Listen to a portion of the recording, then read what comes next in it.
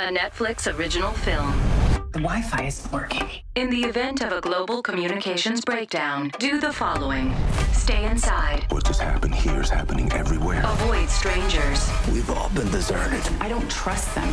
And most importantly, do not panic. Julia Roberts. What happens next? Mahershala Ali. I knew something was coming. Leave the World Behind. Rated R. Now playing only on Netflix.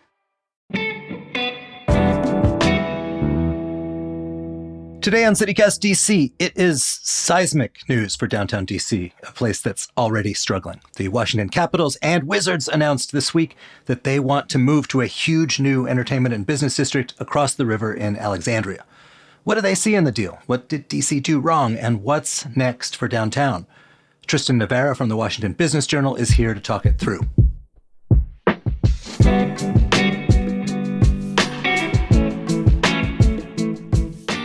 Today is Thursday, December 14th. I'm Michael Schaefer, and here's what DC is talking about.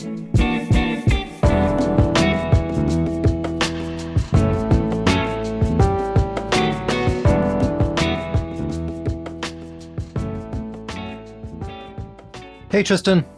Hey, Michael.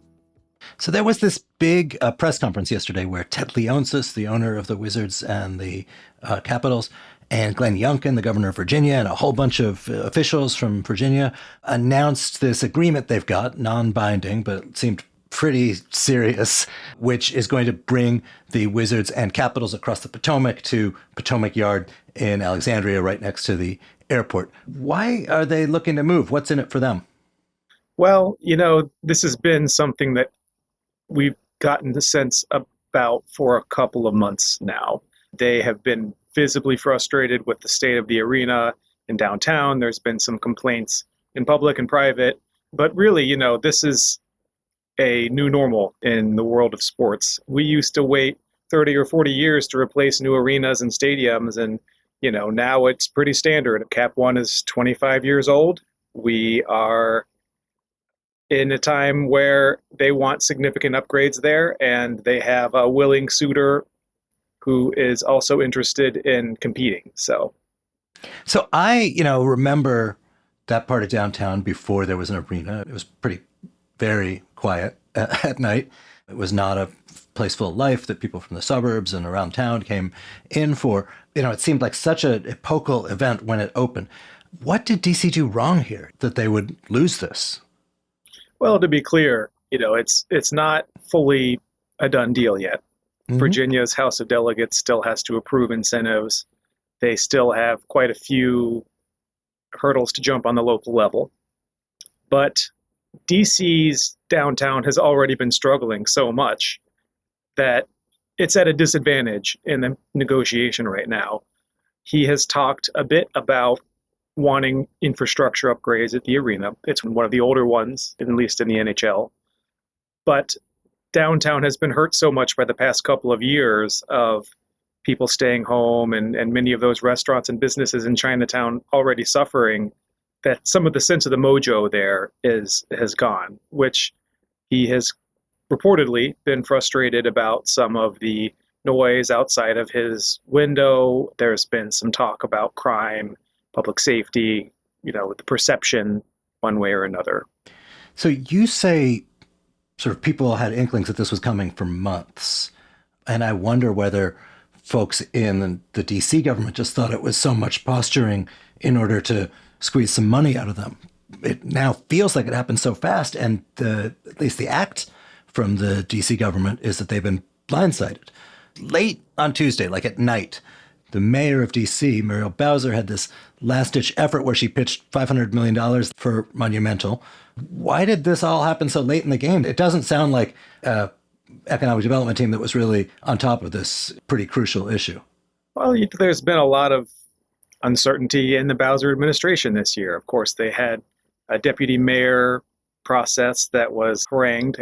She had a top confidant be resigned and then, have several allegations come out against him, which resulted in a new deputy mayor of economic development coming aboard recently. But there's also kind of that element of Virginia has pitched stadiums before unsuccessfully.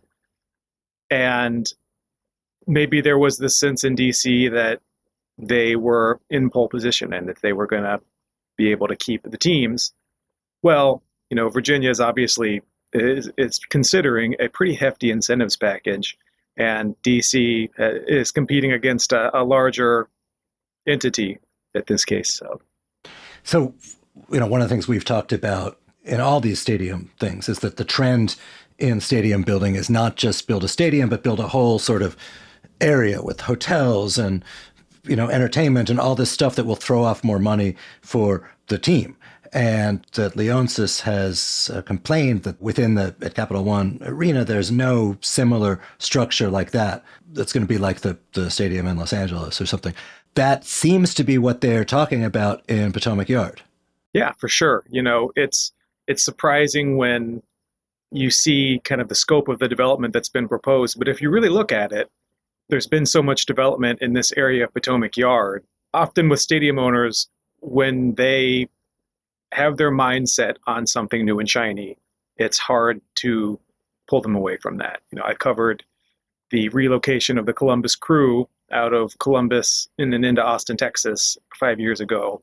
And similar kind of situation happened. When team owners really have their mind set on this, that's typically, it's real hard to sway them. I mean, they're business owners. And in this case, this is a business owner who's looking for a certain experience for his fans. We've heard quite a few as fans have been talking on talk radio and hearing and giving feedback and that sort of thing about what the experience that they feel like they're missing out on heading to Cap One. And it's things like that he really pays attention to.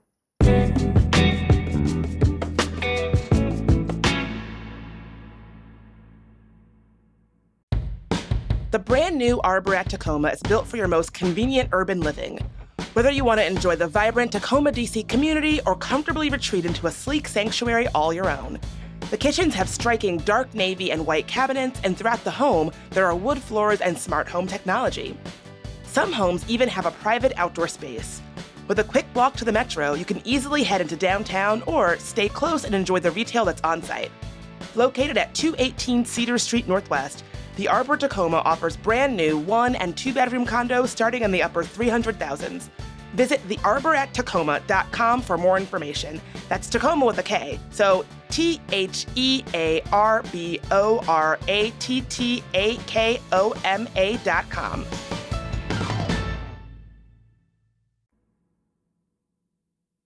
So you and I have talked before about this subject that's sort of a key part of your beat at the Business Journal, which is the state of downtown DC. This arena was a big driver of people who never used to come to downtown, coming to downtown. What does this mean? What happens if this goes through? Is this like a death knell? I mean, people were downright funereal on social media. Yeah. Well, I mean, let's be clear. This is absolutely devastating to downtown. Of course, something like $9 billion in development came up around Cap One after it opened in 1997.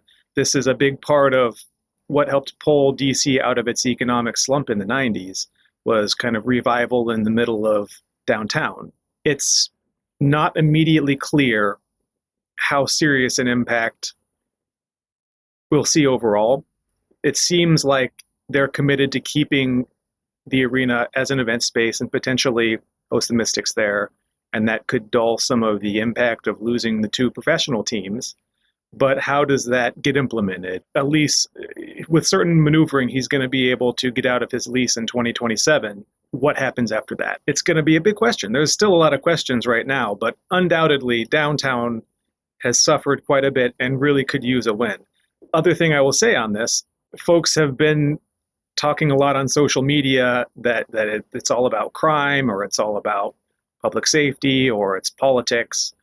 Really look at what's been happening to downtown the past 2 or 3 years. We get the occupancy data from Castle Systems every week. DC hasn't seen its office occupancy rise above 50% in almost 2 years, pretty much consistently. So, I mean, that's been my question all along. This is what happens when everybody stays home. You lose the stuff that depend on lots of people being in a place they don't live. And I think a great irony that these blue cities like Washington have been places where people seem most eager to stay home, and you lose these things we're supposed to like, which is, cities, walkability, transit, etc. These are the things that are stressed by people staying home. You've done a lot of interviewing of local leaders, economic development people. What are they saying to you? Well, the real worry is the trickle-down effect. And we've been talking about that for some time now, and this is really just one of those impacts. I remember talking to a restaurant owner a few months ago who'd mentioned how much it hurts his business that, the Friday lunch crowd that used to be the make or break part of his business just isn't coming in anymore. He's seen the impact of people not even coming into work on Friday. Not very many companies are doing that, according to the data. And you see the vibrancy of downtown and its businesses start to erode as companies remain work from home for a long time. And that's already hurt Chinatown. You've seen a number of bars close there, number of businesses close there. This is just another step in that process. I wouldn't go ahead and say that this is entirely caused by one thing or another. It's complicated. Obviously, this is a business owner making a decision, but it's going to be difficult to ascertain how long it's going to take downtown to recover. So one of the ironies here is that Bowser, the mayor of Washington, she's not just any mayor. She is the mayor who was very strongly supported by the business and real estate and development community. She was the pro-business side of the last race, and is somebody who likes, like a lot of mayors do, likes attracting these big, shiny objects. I wonder if this concern about her legacy makes her turn even more strongly to trying to woo the Commanders, which, they've only got 10 home games a year as opposed to like 80 games at the arena. No, I absolutely agree. I talked to an expert from the University of Maryland, talked a bit about that. DC was also kind of in a really rough position here where it had multiple sports teams looking for something at the same time, right? DC United has called for some upgrades to its facility. The Nationals want some upgrades to their facility. They're trying to bring in the Commanders. At the same time this is happening, it ends up being just a mess. And my sense is that the mayor really, really wants to lure the Commanders. There was never really an idea that DC was going to be able to keep all of these teams, but now it looks like, the Commanders, it's probably going to be a much bigger priority. She's been beset by a number of situations this year, and this is going to be the kind of win that DC really needs. So there were some protesters outside the press conference. On the other hand, on the inside, there was, among other things, the entire Alexandria City Council on stage. So is there any chance this thing gets torpedoed by them, by state lawmakers? That's the sort of DC long shot hope. I mean, never say never. We still haven't fully gotten a full kind of sense for how Alexandria's residents feel about this. They're going to get the chance to air their feelings about it. At the same time, I struggle to imagine that will overcome just the sheer political will of seeing a professional sports franchise move to Virginia for the first time. It's also like this development they're doing, that's going to happen anyway, with or without these teams. I mean, it'll obviously be bigger and glitzier and get more people with the teams. But, it's not like the choice is, you can either have a beloved neighborhood park or a stadium for a team where tickets are very expensive. So there's like less to attack than in a lot of these deals. For sure. And this area is right next to Virginia Tech's campus. Amazon's already, of course, been building there for some time. The neighborhood has been growing. It maybe was not specifically planning for this kind of investment, but the cat's out of the bag as far as development in the Potomac Yard area. So at this press conference, Leonsis said that he seems to intend to keep having the Mystics, the women's basketball team, play downtown and play in DC. and wants to maintain this as an arena. He was talking about how in New York, it's a big enough place that there's arenas in Brooklyn and New Jersey and in Manhattan. It's early, I know, but you cover these folks. It's an awfully creative community of people who can kind of look at a space and imagine it as something totally different or imagine ways of making it work. What are some of the other options for sort of keeping that space vibrant and not allowing the sort of doom cycle to take over Chinatown? Well, one of the things that Monumental mentioned, they would like to see more complex events be held there that aren't possible now. Residencies, maybe more performing arts, maybe more concerts. There are a number of other kinds of events that could use a modern 20,000 seat venue. I just kind of wondered why Taylor Swift didn't come to DC, this summer. I think she was aiming at crowds a little bit bigger than a basketball stadium of any sort. For sure. But there are the chance for a modern downtown venue probably has a different set of events it could attract. It remains to be seen how much that replaces or at least reduces the loss of these teams. We will see how DC figures things out over the long term on that one. What if they just gave Ted the Harrington Hotel so that he could have that as a revenue stream? Well, we understand that they've even thought about giving, or at least helping them acquire Gallery Place, which is the building next door that's been in some financial trouble.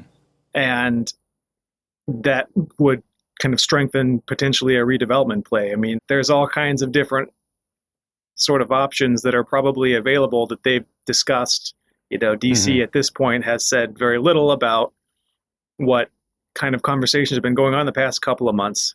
I mean, if the game is offering him a different set of revenue streams to change the nature of the business, this is going to inevitably play into a narrative of DC as a place where crime is rising and things are closing and downtown has not come back. And the feds, despite all of Bowser's efforts, are really not back at work in the same capacity. I'm curious also what it's going to do. I mean, if it cements DC's reputation, which I think is probably a little unfair. I'm curious what it's going to do to Ted's reputation. Now, this was a person who was always in the pantheon of DC sports owners. He was like the good one. People couldn't stand Snyder, but Leonsis was the business of happiness guy. Is he going to become a civic villain? Well, he's had aspirations for some time. He told Bloomberg in the summer that he potentially wanted to take Monumental public. We don't know where that stands. I think the economists that I've talked to find it's probably a more measured impact on DC overall. Fans who were already going to their neighborhood bar to watch the games are probably still going to do that. It's not like there's going to be a mass people turning in their jerseys. It depends on what kind of venue that ends up getting built. They typically like new venues. Downtown is gonna have its challenges. It could really use a win right now. I mean, I was struck watching ESPN where Michael Wilbon, a former Washington Post guy, very outspoken, had heard about this move and just was saying this is terrible. Basketball is a city sport, and this man is moving them out of town to this kind of like fake city that they're building across the river. And it's just terrible. And it occurred to me, I very rarely heard anyone talking about Ted that way. You heard people cursing Dan Snyder all the time. Yeah, he's been a very public face, but I also think his complaints and his suggestions have resonated with his fan base. I was on sports talk radio and listened to some of those callers go in and talk about how they didn't feel safe moving much beyond the arena when they get off the metro, or how much of an annoyance it is that they got to get their cars, an hour after the game ends. Just the potential of something new and shiny and how that excites them. I am not willing to say that crime is the cause of this. I think perception of crime, though, inevitably matters. And he has expressed some frustration about that himself. Purportedly, according to the Washington Post, frustrated with the sound of all the noise outside of his office.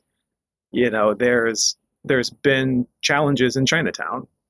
Right. And this Virginia space is going to be, I think, private property. So if they don't like somebody singing at the top of their lungs or something. They have ways of dealing with that. Mm-hmm. Tristan, is there anything else we should mention that, standout moments from the press event you were at or other stuff?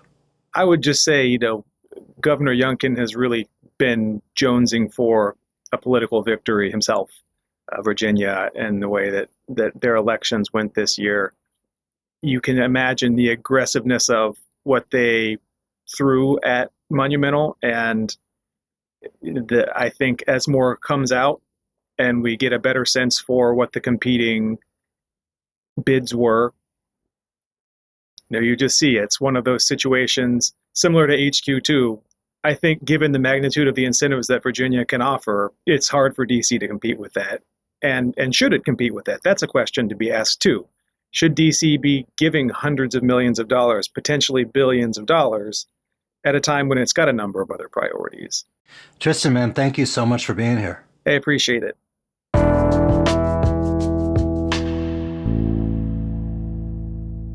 And one more thing before you go, you may remember we've launched a membership program. Today's episode is exactly the kind of story we are passionate about getting to you as fast as we can.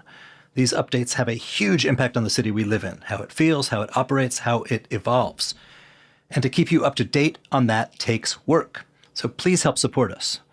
You can sign up at membership.citycast.fm. It's just $8 a month, and you'll get ad-free listening and first dibs on live events. Again, that's membership.citycast.fm.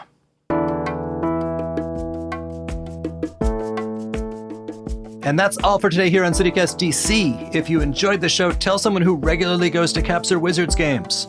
Things are a-changin'. We'll be back tomorrow morning with more on this and other news from around the city.